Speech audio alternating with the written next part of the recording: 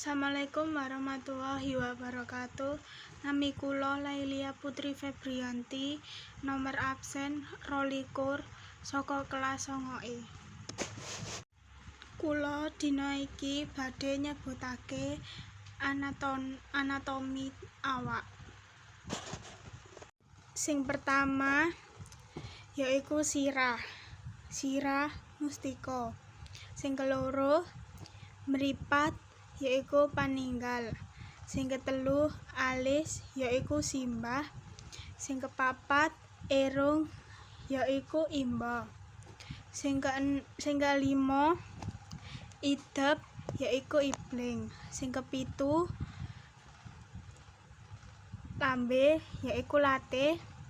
Sing kewolu pipi yaiku palarsan.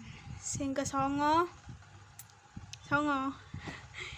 yaiku gulu utawa jangga. Sing kesepuluh dada utawa jaja. Sing kesewelas tangan utawa asta. Sing kerolas epek-epek utawa telapak asta. Sing ketelulas driji utawa racikan.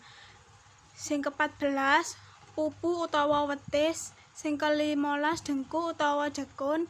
Sing ke-16 betis utawa engkolan. Sing ke-17 dlamakan utawa samparan. Sing ke-18 bangkekan utawa pamengkekan. Sing ke-19 geger utawa pangekaran. Sing ke-20 weteng utawa pasaran.